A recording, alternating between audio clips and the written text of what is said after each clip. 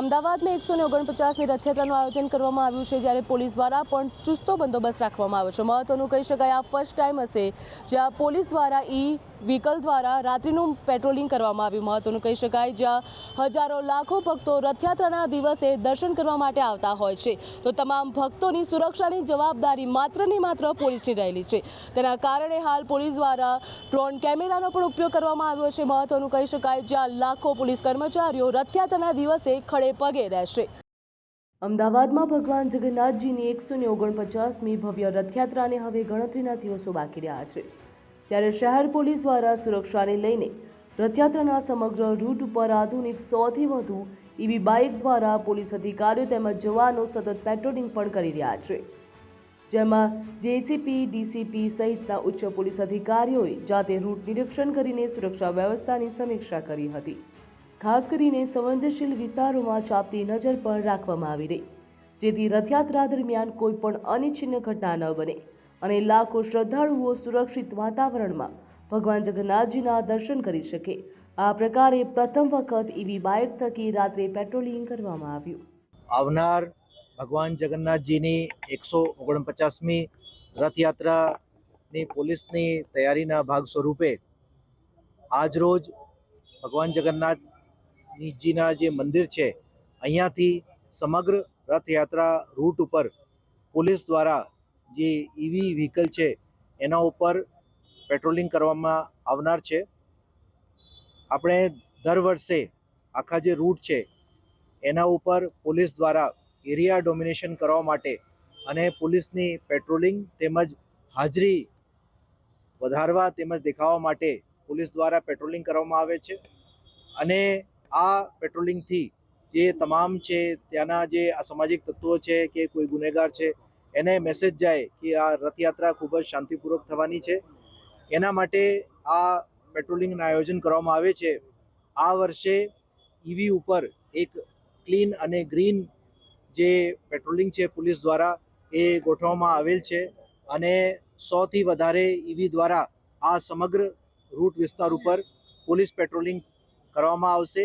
સાથે સાથે DCP zone 3 સાહેબ અને એસીપી સાહેબ અને પીઆઈ તમામ અધિકારીઓ અહીંયા હાજર છે અને એ પણ ભાગ લેશે। અમદાવાદમાં ભગવાન જગન્નાથજીની 149મી રથયાત્રાને ગણતરીના દિવસો બાકી રહ્યા, ત્યારે શહેર પોલીસ અને વહીવટી તંત્ર સંપૂર્ણ એલર્ટ મોડ ઉપર જોવા મળી રહ્યું।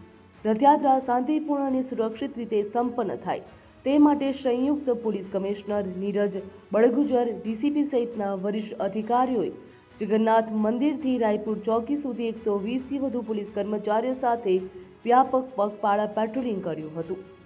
સમગ્ર રૂટ પર સુરક્ષા વ્યવસ્થાની સમીક્ષા, સંવેદનશીલ વિસ્તારોનું નિરીક્ષણ તેમજ જર્જરિત મકાનોની ચકાસણી કરવામાં આવી।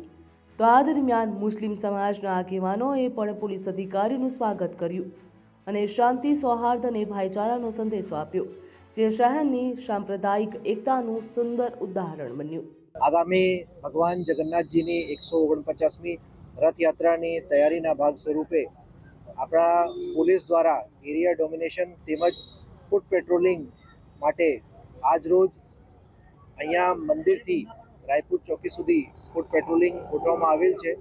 એમાં 120થી વધારે પોલીસ અધિકારી કર્મચારી જોડાવનાર છે। રસ્તા ઉપર જે વિસ્તારના જે આગેવાનો છે એમના સાથે મુલાકાત કરવાની છે। એની સાથે સાથે જે વિસ્તારમાં જે સંવેદનશીલ વિસ્તાર છે એની ચેકિંગ, એની સાથે સાથે જે જર્જરિત મકાનો છે એના નિરીક્ષણ અને ત્યાંના જે વિસ્તારમાં પોલીસની હાજરી વધુ દેખાય અને પોલીસ દ્વારા બધા રૂટની ઓળખાણ થાય એના માટે આ ફૂટ પેટ્રોલિંગના આયોજન કરવામાં આવેલ છે। અત્યારે જે વિસ્તાર છે એમાં ટ્રાફિક પોલીસ દ્વારા બંદોબસ્ત ગોઠવવામાં આવે છે, તેમજ રથયાત્રાના દિવસે કેટલાક જાહેરનામા કરવામાં આવે છે, તેમજ બેરિકેડિંગની વ્યવસ્થા કરવામાં આવે છે, જેથી વ્યવસ્થિત રીતે રથયાત્રા પસાર થાય છે। આપણે સ્થાનિક પોલીસ તેમજ ક્રાઇમ બ્રાન્ચ બંને દ્વારા આ કામગીરી અત્યારે ચાલુ છે। વિસ્તારના જે રથયાત્રાના જે રૂટ છે એના ઉપર જે ધાબા ચેકિંગ છે એની સદંતર ચેકિંગ કરવામાં આવી રહી છે। એની સાથે સાથે રાત્રિના સમય પણ પેટ્રોલિંગ તેમજ વિસ્તારના જે HSMCR તેમજ અસામાજિક તત્વો છે એને પણ ચેકિંગ કરવામાં આવી રહ્યા છે। અમદાવાદ ખાતે આ વર્ષે 16 જુલાઈના રોજ ભગવાન જગન્નાથજીની 149મી ભવ્ય રથયાત્રા યોજાશે, ત્યારે હાલ રથયાત્રા મહોત્સવ ઉજવાઈ રહ્યો છે। જળયાત્રા બાદ ભગવાન જગન્નાથજી, ભાઈ બળભદ્રજી અને બહેન સુભદ્રાજી હાલ મોસાળ ગયા, ત્યારે જગન્નાથ મંદિરમાં હાલ તેમના દર્શન બંધ છે. તેથી દૂર દૂરથી આવતા ભાવિ ભક્તોને અત્યારે મંદિર સૂનું સૂનું લાગી રહ્યું છે. જોકે જગતનો નાથ આમ તો સમગ્ર વિશ્વમાં પ્રખ્યાત છે, ત્યારે તેમની અનુપસ્થિતિ વચ્ચે પણ મંદિરના દર્શન કરી લોકો ધન્ય બની રહ્યા છે. અત્યારે ભગવાન જગન્નાથજી વગર બહુ સૂનું લાગે છે. એ જ્યારે આવશે ત્યારે મંદિરમાં બહુ એમની ઝળહળ થશે અને મજા આવશે, અને અમને રથયાત્રામાં જોડાવાની પણ મજા આવશે. અત્યારે ભગવાન બહુ યાદ આવી રહ્યા છે, અને અત્યારે એમની આરતી થઈ રહી છે. એ આરતી કરીએ છીએ પણ એમના વગર અમને બહુ સૂનું સૂનું લાગે છે. અત્યારે ભગવાન બહુ યાદ આવે છે. સોનલ ગરબા ગ્રુપ દિલ્હી લેવલ પર રજીસ્ટર છે. અત્યારે અમે લોકો જગન્નાથજી મંદિરના પ્રાંગણમાં ઊભા છીએ. ભગવાન સદેહ તો અહીંયા નથી લાગતા, આમ તો આખું વિશ્વ ભગવાનથી જ ભરેલું છે. પણ અમે લોકો જ્યારે જગન્નાથપુરી ઓરિસ્સામાં અમે પ્રોગ્રામ કરવા જતા હતા ત્યારે આપણું અહીંનું મંદિર યાદ આવતું હતું. પણ આજે જોઈએ છીએ તો ભગવાન વગર સૂનું સૂનું લાગે છે. પણ જલ્દી ભગવાન મામાના ઘરેથી પાછા આવે અને પાછી મંદિરની ઝાકમઝાર અને રોનક પાછી આવે એવી જગન્નાથ ભગવાનને પ્રાર્થના. અમદાવાદની વિશ્વવિખ્યાત જગન્નાથ યાત્રાની વિધિનો પ્રારંભ થઈ ચૂક્યો છે, જ્યાં ભાવિ ભક્તોમાં પણ અનેરો ઉત્સાહ જોવા મળી રહ્યો છે. મહત્વનું કહી શકાય કે જ્યારે ભગવાન પોતાના મોસાળ ગયા છે, મોસાળમાં પણ ભાવિ ભક્તો ત્યાં ઉપસ્થિત છે. તો હાલ મંદિરના નજારાની વાતો કરીએ તો મંદિરમાં પણ ભાવિ ભક્તો હાલ ઉપસ્થિત છે. તેઓ ભગવાનના દર્શન કરવા માટે આવી રહ્યા છે. હજારો લાખોની સંખ્યામાં ભક્તો જગન્નાથ યાત્રાના દર્શન કરવા માટે આવશે.